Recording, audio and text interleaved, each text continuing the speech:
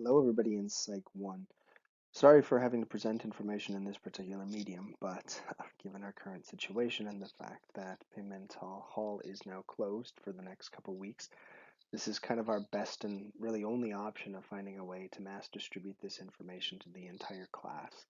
If you do have questions about the information, I encourage you to either reach out to me or your GSIs about it.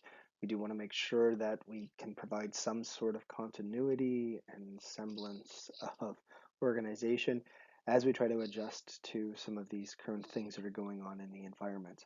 I do have that Zoom office hours if you did want to attend that later today. Or you can obviously just reach out to your GSI who also has Zoom office hours if you want to talk. But hopefully I can try to be as clear as possible in today's presentation because it is the last one that's going to be covering the last bit of material before we come back from spring break and take exam 2. It's probably important to forewarn you that the presentation today is not going to be the typical 50 minutes. It's not because there isn't 50 minutes worth of material, but it's because essentially we're kind of cutting off big chunks of videos by having to present information through this medium. I do need you to actually go to the websites that I'm going to refer to later so you can watch the assigned videos. Those not only will be on the tests, but they're really critical elements to what we're covering. It's just, I can't really break to those videos while we're going through this presentation. So if you need to pause the video while you're watching this so you can go to the websites, you do have to type them in perfectly, or I can give you some keywords to search for if you can't type it in perfectly. That should get you to what you need to do to really keep up with the critical things. So let's get started on today's class.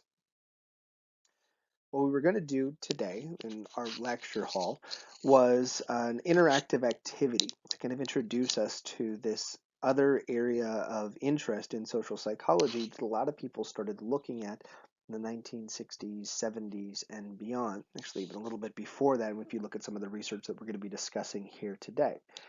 The activity asks you to pretend that you are somebody in the picture in the upper right-hand corner, not one of the people that's actually playing music, but one of the people that's in the audience. And usually when I ask students to tell me some things that you would typically do and things that you would typically not do, I will not only need to usually get people at this point in the semester to wake up and give me some help, but eventually I get people to talk about how, well, if you're there, one of the things you need to do is be quiet, and you need to wear certain types of clothes, and you need to clap in the interludes, and you need to make sure that you're paying attention and not getting on your phone. I talk about not eating, not dancing, the typical things that you probably would come to mind for you if you imagined yourself in this situation. And then I refer to the picture in the lower left-hand corner and I say, well, what are you supposed to do there? Because the goal in the situation in the upper right-hand corner is identical to the goal in the lower left-hand corner. You're there to listen to music and probably have some fun. But many students kind of quickly recognize that your behavior in those two situations is very different. In fact, your behavior in the lower left-hand corner often overlaps more with your behavior in the situation in the lower right-hand corner for looking at some of the tendencies in terms of what you wear, how often you talk, whether or not it's okay to bring out your cell phone, whether or not it's okay to have conversations with others around you, even though obviously the lower right-hand situation is pertaining to a goal that's very different than the one that you usually go to when you're going to something in the lower left-hand corner.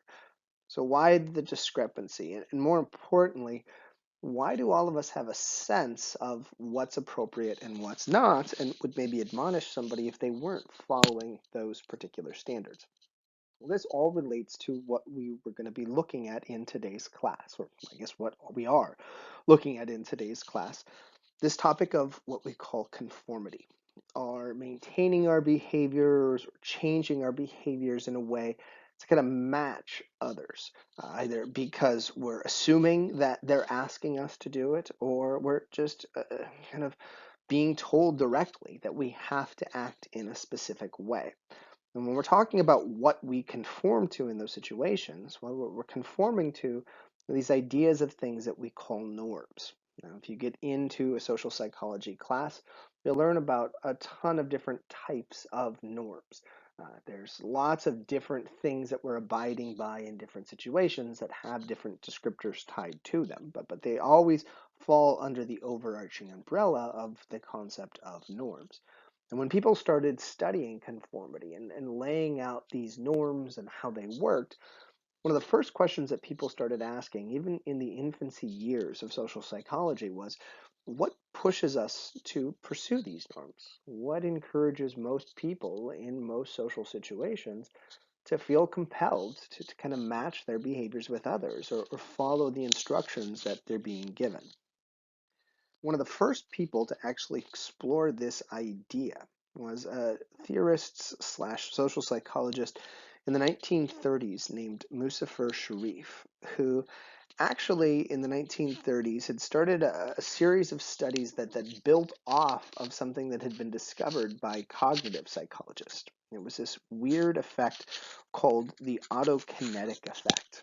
It's where if I put you into a room with no outside light sources, but one light hanging from the center of that room, and that light happened to be connected to something that looked like a mechanical arm that had the potential to maybe move in different directions, and I suggested to you that that might be moving, and then when we moved it, you needed to estimate how much it moved.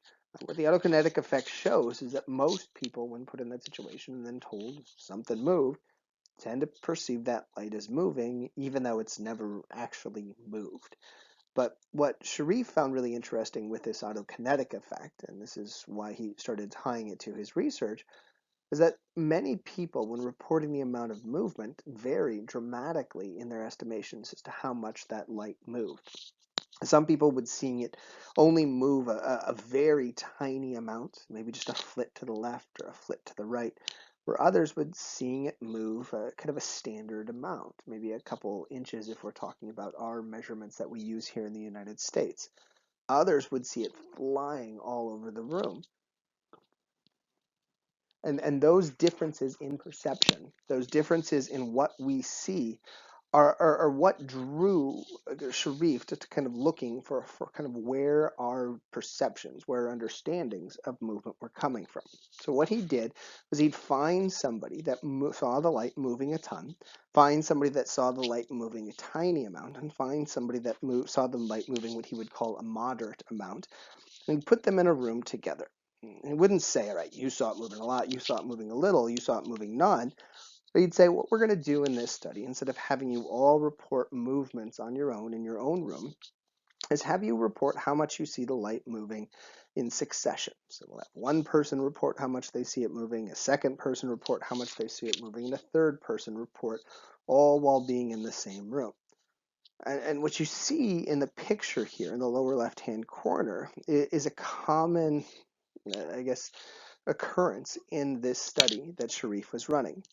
On their own, they'd see varying amounts, but the first second the person, say in the middle, reported seeing it move a moderate amount with the others present, the person who had consistently seen it move a ton on their own would dramatically shift and drop their estimate of how much that light was moving. And the person who had barely seen it move at all, over and over again, would immediately jump up in their estimate of how much that light moved.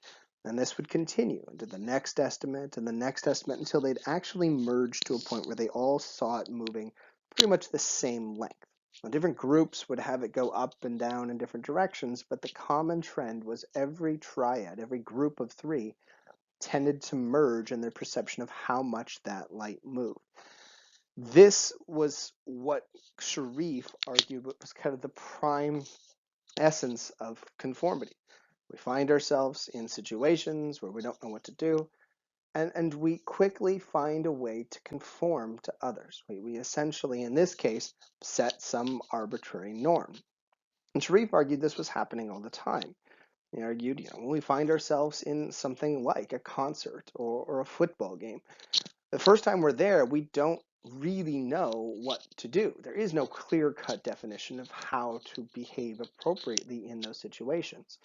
So, much like Sharif found in his research, we look to others. We figure out what they're doing, and that helps clear up the ambiguity. And once we get into that situation where we kind of have that clarity, we stay with it. This is even what Sharif found when he separated out his participants and found that they continued to persist in their estimate of how much that light was moving even after they had broken from the group, that they kind of came to that agreed upon level and stayed with it regardless of how they performed before they were put in that triad.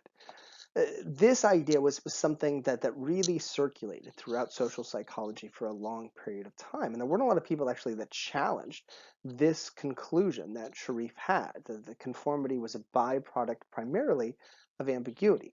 It wasn't actually for about a decade plus till another researcher started coming up with a different study that we had a different perception of maybe where conformity could come from. This person who looked at conformity from a different angle, there is sort of a pun intended with that statement, was a gentleman named Solomon Asch, who asked, well, what happens if things aren't ambiguous? What happens if there is a very obvious answer in a situation? Could we get somebody to conform to a group when that group is doing something that's clearly wrong? So he put them in something that we now famously call his line study experiment, where people would come in with a group of individuals and be asked to report in succession which line, a test line, much like the one you see pictured in the lower left-hand corner, was most similar to. Three different lines, 1, 2, or 3, like the 3 you see in the lower right-hand corner. Now, most of you, I'm guessing, looking at this, recognize this is a pretty easy task. I'm guessing most of you can quickly identify that that test line is obviously very similar to line 2. But Nash's study, he threw kind of a weird loop in this, or wrench into the formula. After people had successfully reported the right distance a number of times with a bunch of individuals, remember they were reporting things in succession, usually it was groups of 5 or 6 or 8 individuals. By about the third or fourth trial, people that were actually Confederates in Ash's study started giving wrong responses. So there would be a Confederate saying, say in the fourth or fifth trial, that it wasn't line 2 that was similar to the test line, but actually line 3 was the one that was most similar to the test line. And another person would give that answer, and another person would give that answer. And then the true participant's turn was up.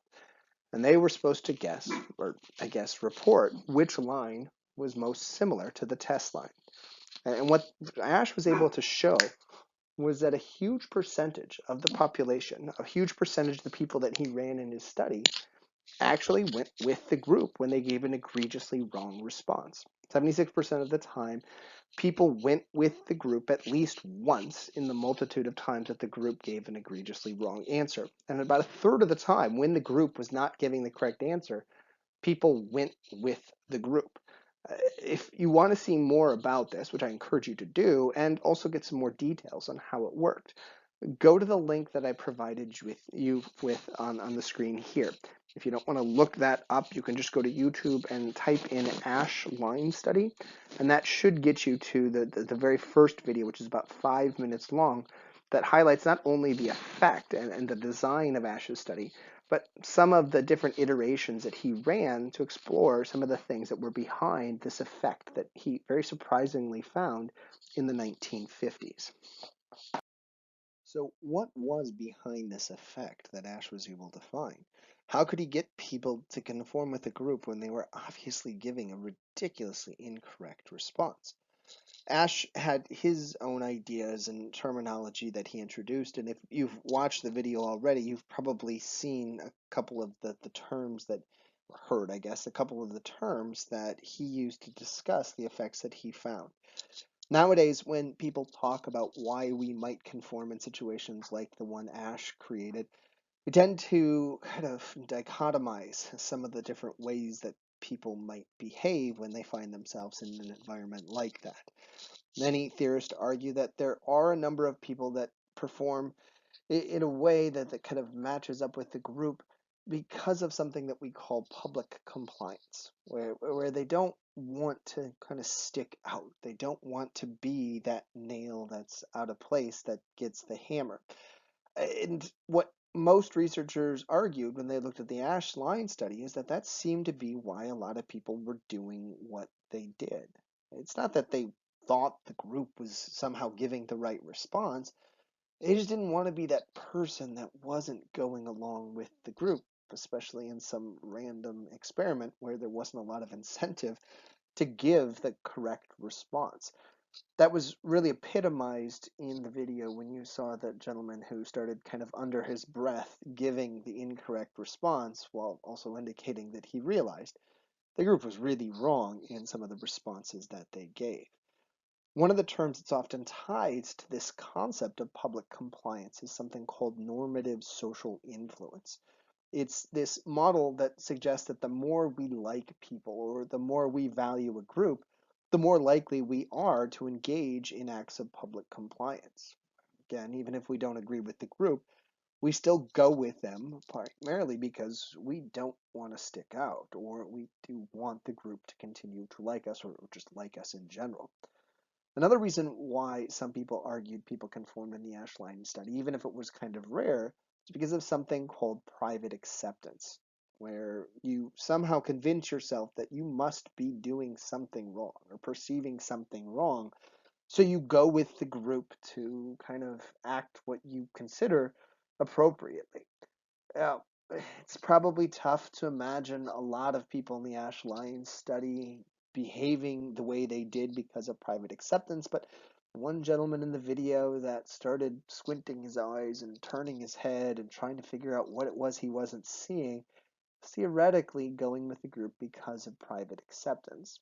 Obviously, in the Ash Lyons study, what we're looking at is one single event where you come in and you're going to conform to the group because of one or the other. We tended to treat in most research studies these types of conformity as I mentioned before, of a dichotomy. You're either bending because of this or that. But what subsequent research has looked at is whether or not these things are always separate from each other. Whether or not maybe we might start doing one thing and eventually transition to conforming for another reason in real life environments. One of my favorite examples of this is actually something many college students struggle with when they get in their freshman year and find out that there's odd nights to go out with their friends. Maybe the friends set up, say, Thursday night is a night to go out and party, or Monday nights to go out and party. And for many of these students who have friends that set these standards up, they tend to go out with their friends, go out with groups on these nights, even if they feel uncomfortable doing this. I've even had students in the past email me to tell me that they are really struggling with class because they have friends forcing them to do things and they don't want to be the student that says no to their friends and classmates when they're asked to go out. Obviously, this is not an email that's well received by me at times, especially when it also involves usually requests for extensions or something else. But it really highlights the inner turmoil that a lot of people go through when they are asked to try to do something they don't want to do when they're with people that they really care about, peers that they want to be respected by. But what turns out, usually in these situations, or what evolves in these situations, is that these early acts of public compliance tend to eventually evolve into private acceptance over time, where students stop feeling like they're being forced to go out and start believing that going out is actually the best option. This happens in other areas of our academic careers.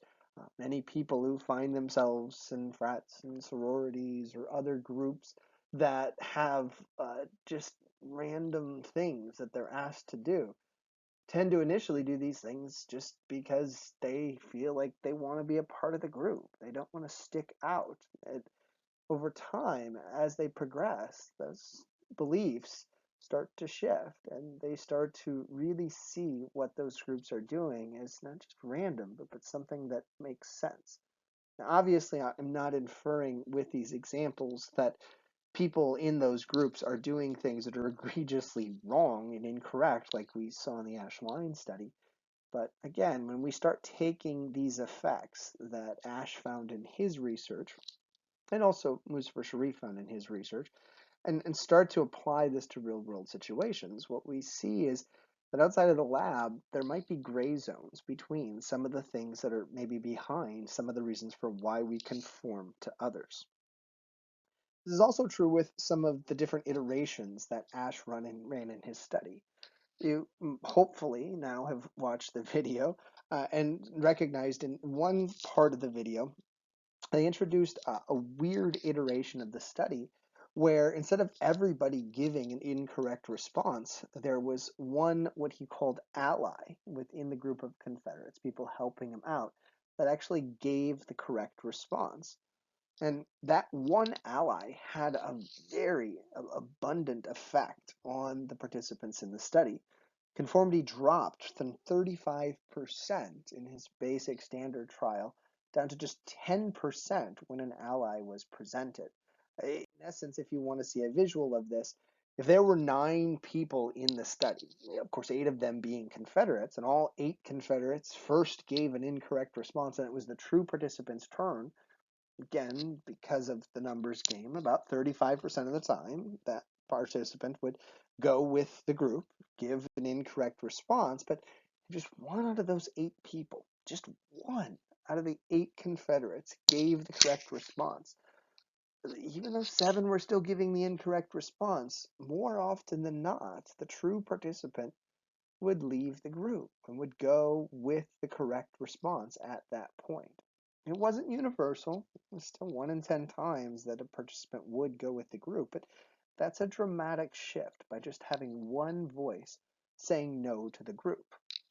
If you're thinking about real-world applications to this, just recognize what this means is essentially all you need if you're trying to kind of resist the group's push on you when you don't agree with the group is just one other person to say, no, I don't want to do that, or no, we should do something in a different way.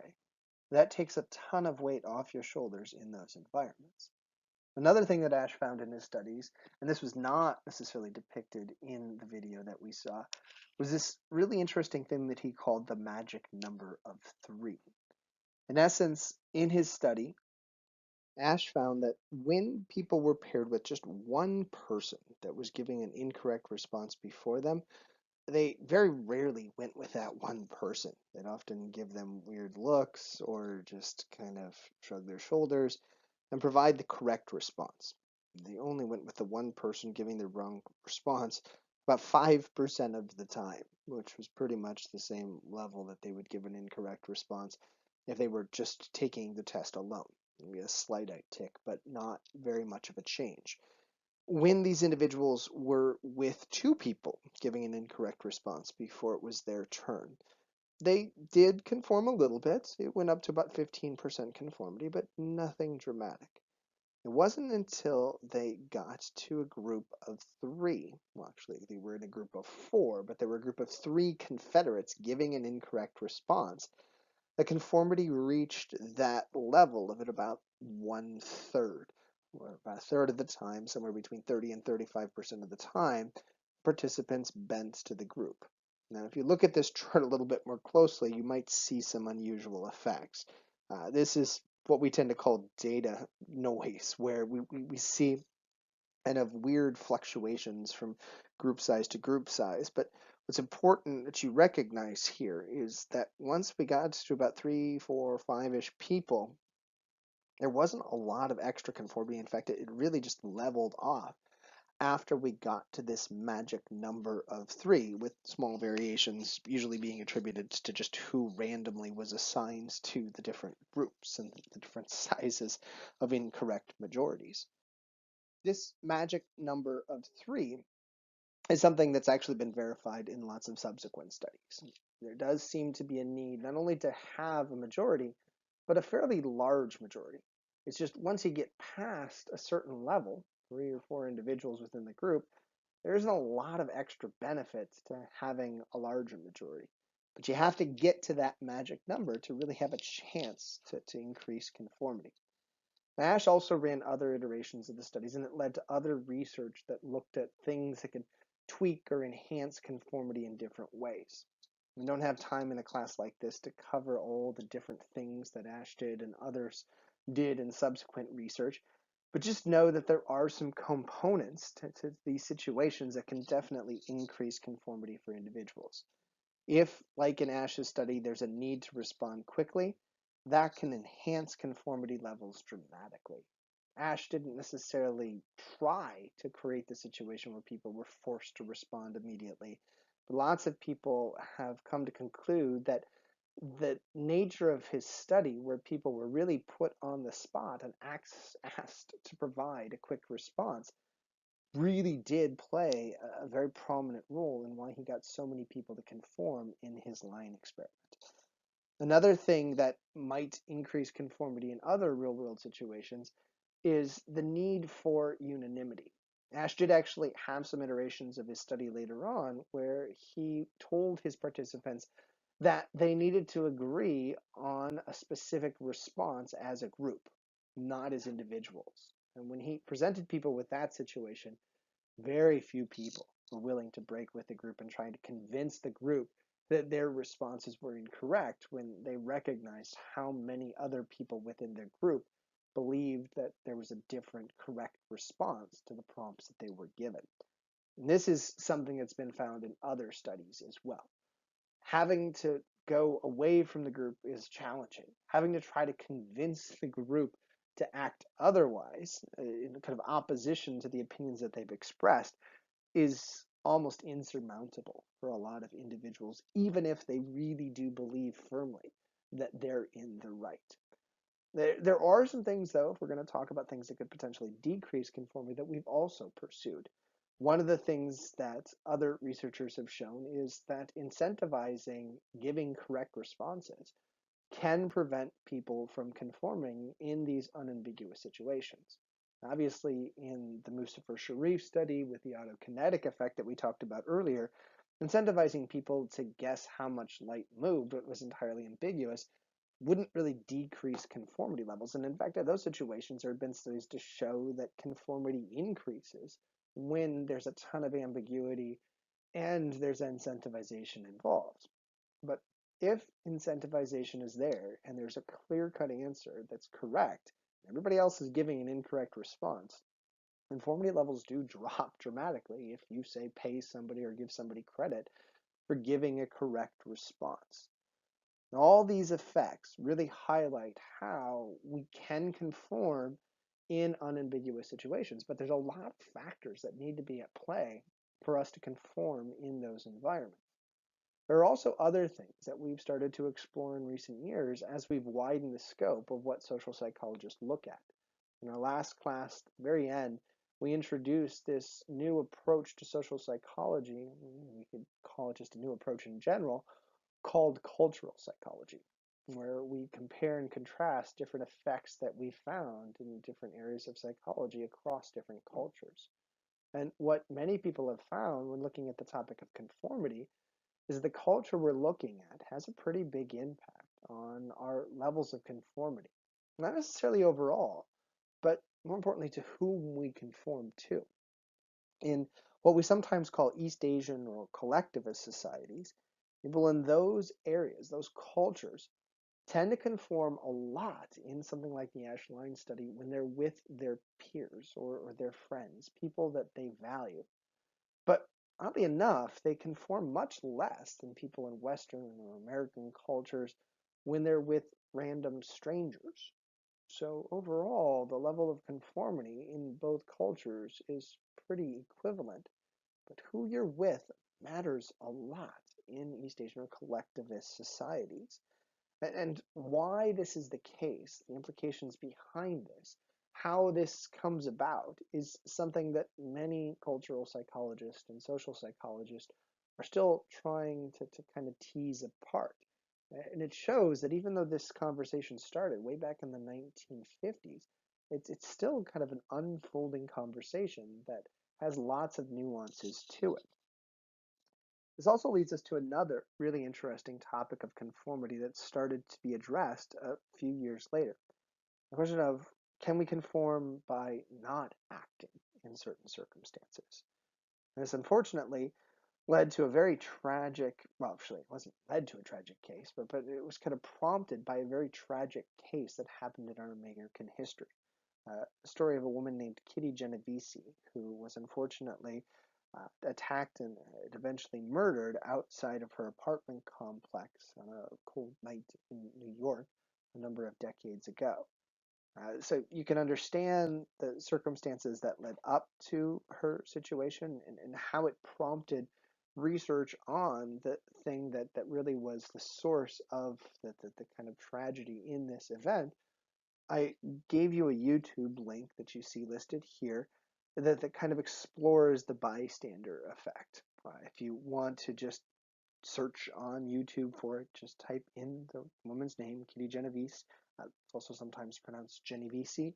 And after typing in her name, type in bystander effect, and you should find about a 5-6 minute video that you see referenced here that kind of breaks down her unfortunately untimely death and all the events that led up to it, but also some of the things that researchers went on to explore that could have been maybe the source of her the inactions of people that could have helped her, and also the source of inaction for lots of people when they could help individuals in tragic situations that go well beyond the Kitty Genovese case. And if we're looking for a scientific term to how these events can come about, the term that eventually was introduced by two researchers that are actually highlighted in the video that you'll watch, Bibb Latané and John Darley, something called the bystander effect, where we conform in emergencies sometimes in a weird way. In essence, we conform by not acting, not helping others. The bystander effect is kind of a weird model that suggests that the more people that can help us in emergencies, the less likely we are to actually get help. What Darley and Latané did in their careers was actually set out to try to break down how this bystander effect occurred. They talked about these different steps that have to happen along the way, and they introduced other terms to kind of explore what was the source of the bystander effect. One of the terms that Latané and Darley introduced was this thing called pluralistic ignorance. This weird thing where groups tend to make worse decisions, do things that don't make as much sense when they're together, primarily because they're just leaning on others to figure out what to do. To kind of highlight this example of pluralistic ignorance, Latané and Darley did this ingenious study where they had participants come in. This is actually depicted in the video. And as they were filling out a survey in a lab, smoke started billowing into the room. Sometimes they were alone when the smoke came into the room. Other times they were filling out the survey with other participants. And what Latané and Darley were able to show, one, was that when people were alone, they almost instantly responded. But when they were with others, they almost never reported the smoke. And in fact, they talk in the video about how just about 1 in 40 people that they tested in that other iteration with other participants came out to report the smoke before the room was completely filled with smoke. Seems odd if you think about it. But nonetheless, this is what they consistently found in their study. That if others were in the room, almost nobody interpreted the situation that they were encountering as an emergency. Nobody reported it. And when they asked people why, they all gave pretty much the same response. They didn't see it as an emergency. They didn't see it as something that needed action. And if you watch the video that's shown, you'll see people doing that. One of the kind of universal things that participants did in the study.